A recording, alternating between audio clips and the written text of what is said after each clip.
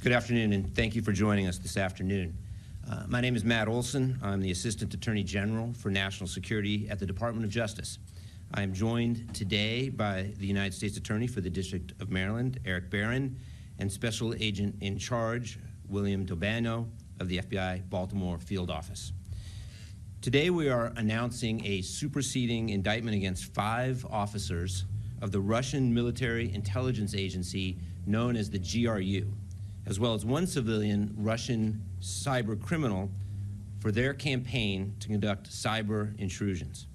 This superseding indictment adds to charges made public in June against the Russian civilian Amin Stegall.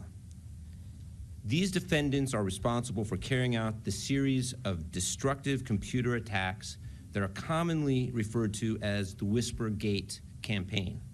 This campaign targeted computers in Ukraine shortly before Russia's invasion of Ukraine in February of 2022. More generally, the indictment alleges conspiracies related to cyber intrusions targeting victims in the United States, in Ukraine, and elsewhere.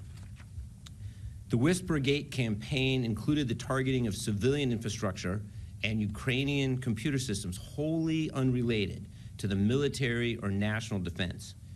That included government agencies responsible for emergency services in Ukraine, the judiciary, food safety, and education. Seeking to sap the morale of the Ukrainian public, the defendants also stole and leaked the personal data of thousands of Ukrainian civilians, including by posting patient health information and other sensitive private data for sale online, and then taunting those victims. They attempted to cover their tracks by pretending to be criminals engaged in ransomware attacks, leaving behind ransom notes demanding Bitcoin payments to return data from victim systems, data the perpetrators knew had already been destroyed and could not be recovered.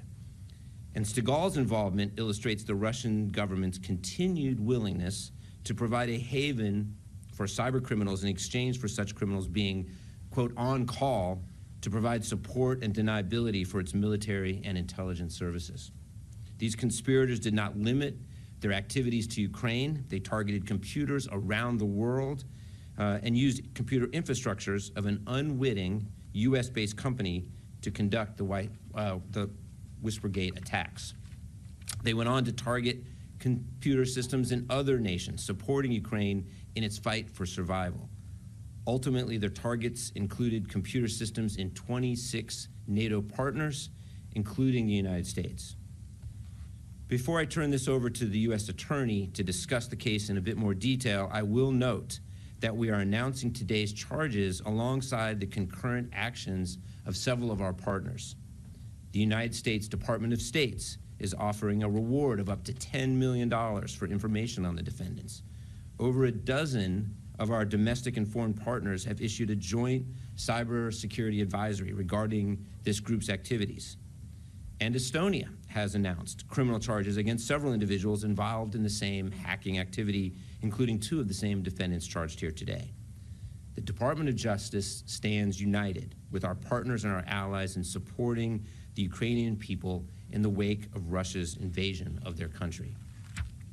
The National Security Division, which I lead, will continue to use all of our tools, including our private and international partnerships, in order to identify individuals, take down the infrastructure, and expose the techniques that prop up the Russian government and that it uses to carry out its malicious and destabilizing activities. When it comes to countering Russia's cyber-enabled malicious activities, National Security Division prosecutors are operating as a force multiplier, along with prosecutors and agents throughout the country. Since Russia's invasion, we have conducted multiple court-authorized takedowns of the GRUs and other Russian botnets and malware networks. For example, this includes the April 2022 Cyclops Blink operation to remove GRU malware from infected devices, successfully dismantling the GRU botnet and remediating thousands of infected devices which Russia could have deployed against Ukraine and its allies. In May of 2023, the department executed the court-authorized removal of the FSB's Snake malware from hundreds of computer systems in at least 50 countries, undermining the FSB's global espionage program. And just a few months ago, NSD's National Security Cyber Section spearheaded the court-authorized takedown of a network of hundreds of compromised routers that the GRU had set up as a successor to Cyclops Blink. Even as our cyber adversaries evolve and adjust their tactics, we are taking action to counter them every step of the way. We are also bringing this proactive posture to disrupting cyber-enabled foreign malign influence operations. Just yesterday, the Attorney General announced the department's doppelganger takedown. That operation seized 32 internet domains used by the Russian government and its proxies to impersonate legitimate U.S. and foreign media organizations and to perpetrate a covert campaign to interfere in the 2024 presidential election. This followed an action a few months ago to take down an AI-enhanced bot farm that Russian intelligence was also using to disseminate information and sow discord in the U.S. and elsewhere. So today I want to thank the U.S. Attorney Barron, and the prosecutors in the U.S. Attorney's Office for the District of Maryland, and the FBI's Baltimore Field Office, the Milwaukee Field Office, and the Boston Field Office. Their dedication and partnership in disrupting this malicious activity illustrates the department's commitment to addressing national security and cybersecurity threats with action. And with that, let me turn it over to the U.S. Attorney. Good afternoon. Thank you, Assistant Attorney General Olson. My name is Eric Barron. I serve as the United States Attorney for the District of Maryland. Today, we are demonstrating our commitment to protecting national security by any legal means necessary, with the unsealing of an indictment against 5 Russian military officers and 1 Russian national for their global malicious cyber operations around the world. On August 7th, the grand jury sitting in Baltimore, Maryland, issued a superseding indictment charging these 6 individuals with conspiracy to commit computer intrusion and wire fraud conspiracy. This indictment follows a June 25th indictment that charged Amen Stagal, a Russian national, with conspiracy to commit computer intrusion related to the Whispergate attacks on the Ukraine and elsewhere in 2022.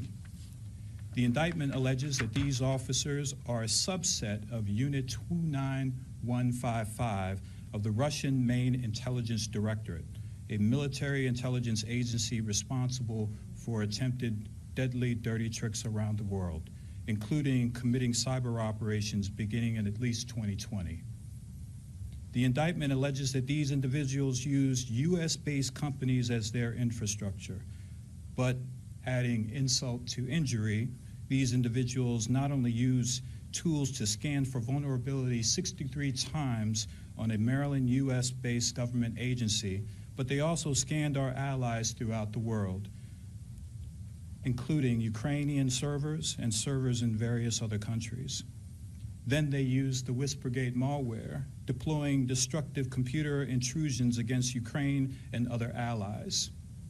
These compromised systems have no military-related role, including agriculture, education, science, emergency services, and they stole sensitive data, as you've heard, including health records. So we are acting because if you violate our laws, we will seek accountability. The public needs to know about the threat posed by cyber criminals, and these criminals need to know that their actions will not be ignored. We're accepting any and all information that protects the lives and furthers our national security interests. Rewards for Justice is a State Department program that now maintains a $10 million award related to each of these individuals. I want to thank the National Security Division and the FBI's Baltimore Field Office for its consistent and outstanding partnership. And I want to thank the FBI's Milwaukee and Boston Field Offices for their support, along with many of our international law enforcement partners. I also want to thank our team here at the United States Attorney's Office for the District of Maryland, including our Criminal Division Chief Alicia Washington and Assistant United States Attorneys Aaron Zielinski and Bobby Golderas. Next, you'll hear from FBI Special Agent in Charge Bill d'Albagno. Thank you.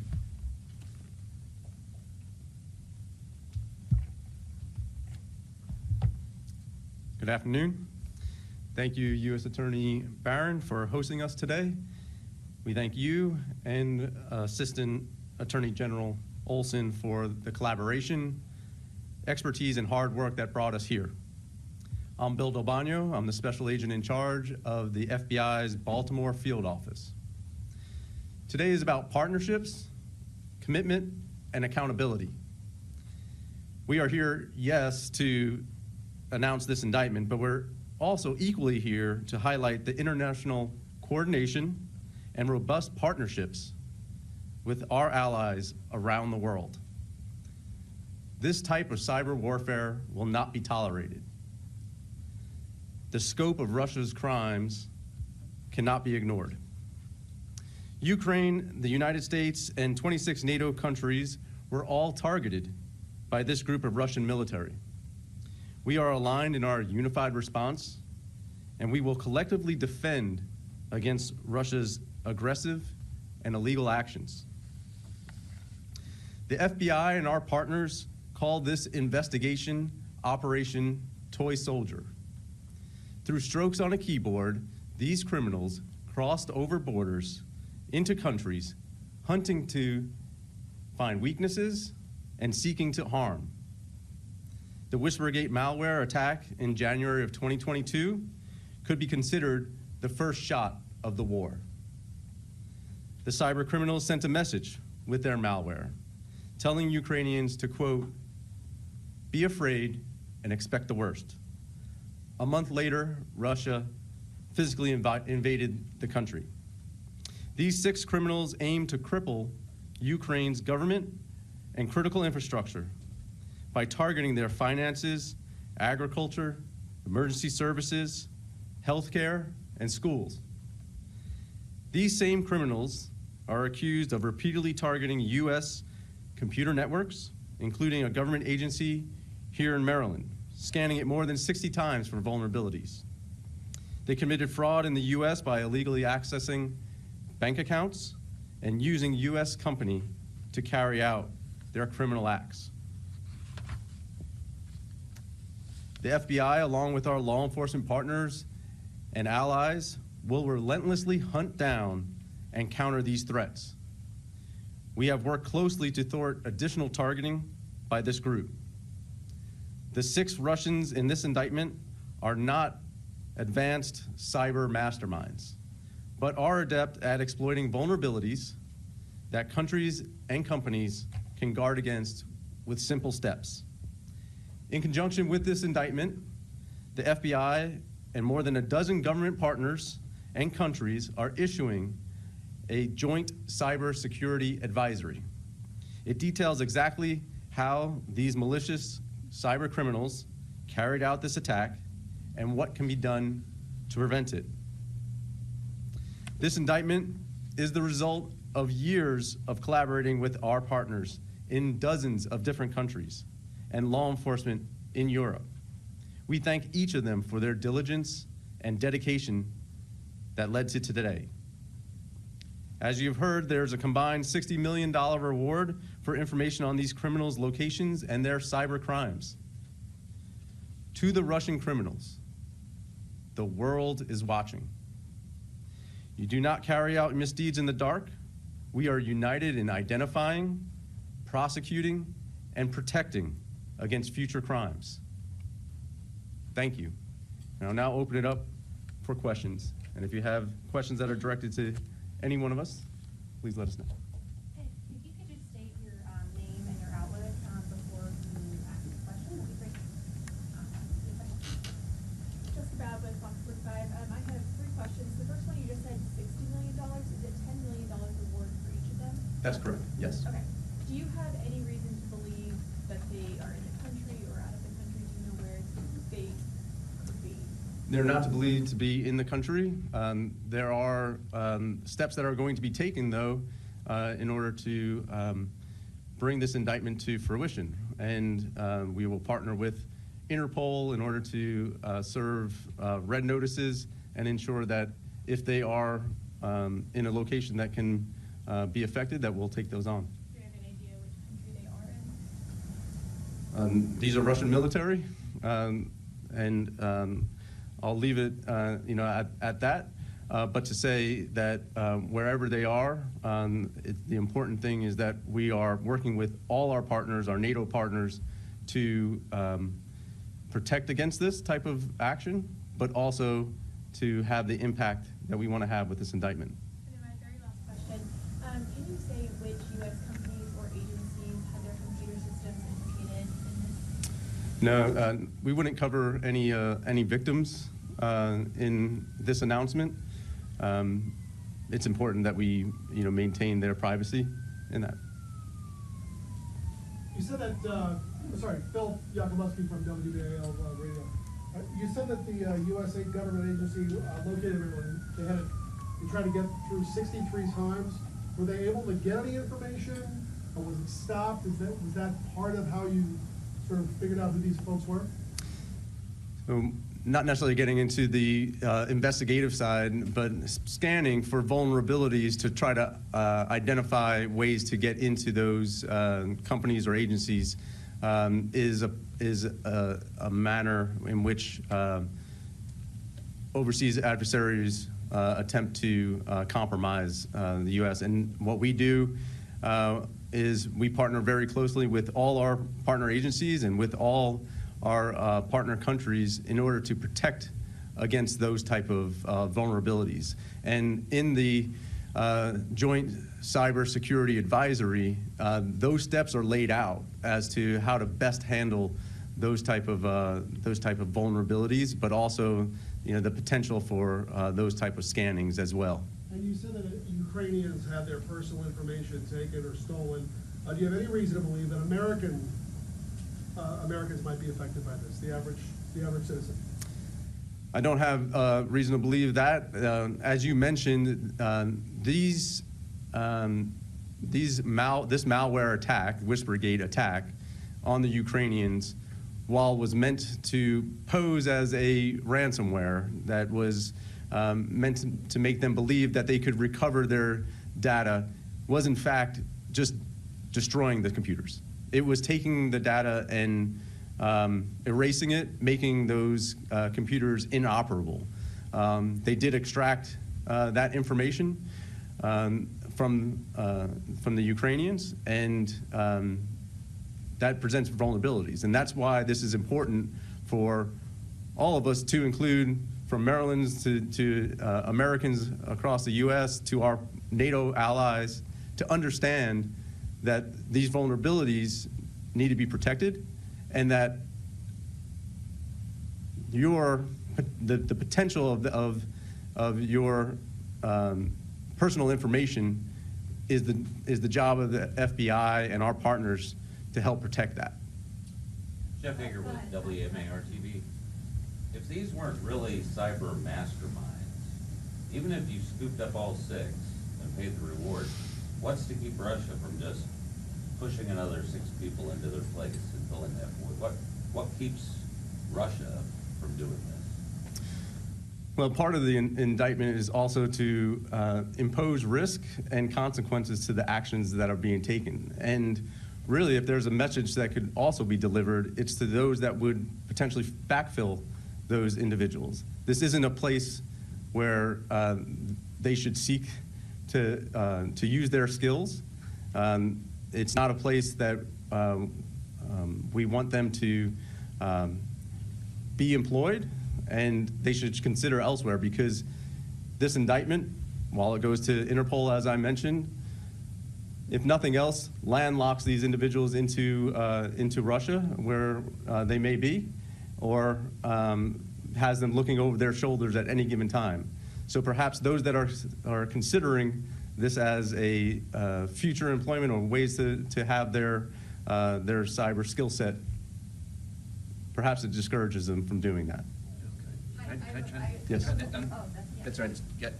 If I may, to answer your question in a little bit, totally agree with the special agent in charge and as to why we bring this case and why we bring cases like this. First and foremost, it is to hold these individuals accountable.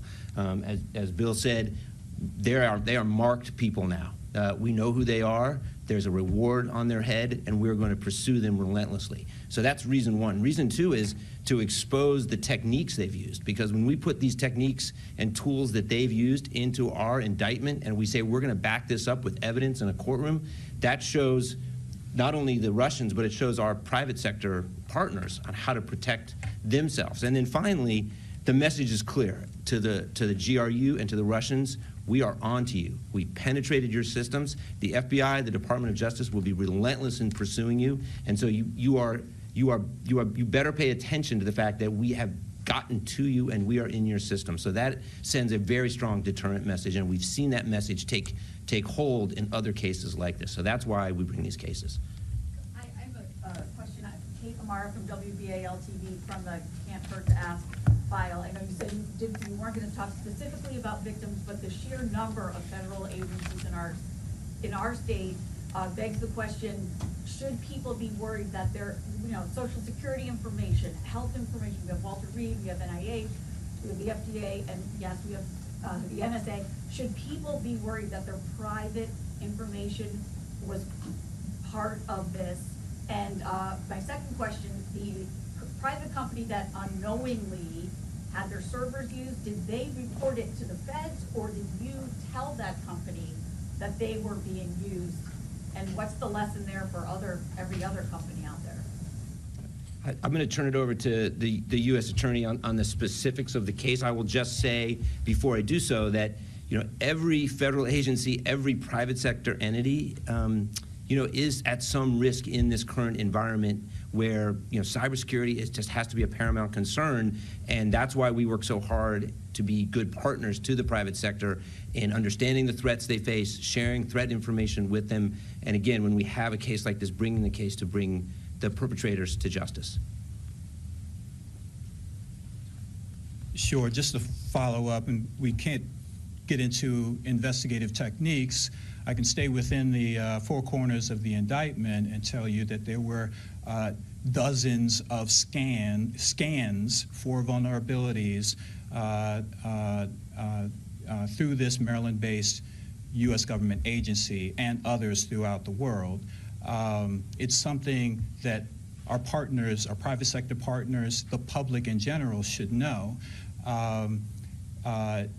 Whether or not personally identifiable information was exposed, that's not a part of this indictment, but certainly as a general matter, the message here is prevention and intervention. And the message by this announcement is that there are many cyber criminals out there, some sponsored by states, some state and country sponsored cyber criminals who are out to expose and get at either a government or company's information or our own individual information. And so that we should all be very vigilant in taking the necessary steps, recommended steps, best practices, so to speak, to protect our information. And quickly, are you able to say which came first? Did the private company alert you, or did you alert them that they were being scanned? Right, again, that's kind of outside the indictment and part of our investigation, but again, part of this announcement is that is one way that we as law enforcement are able to connect the dots, so to speak, in an investigation. When we have those public-private sector partnerships, we need businesses out there, companies out there to report when things happen. We need them to be vigilant about their cybersecurity infrastructure and collaborate with us and with one another. And that way we can gather evidence and bring in indictments such as this. Thanks, everybody. If you didn't get to ask a question, you can just direct them to me. Thanks, everyone.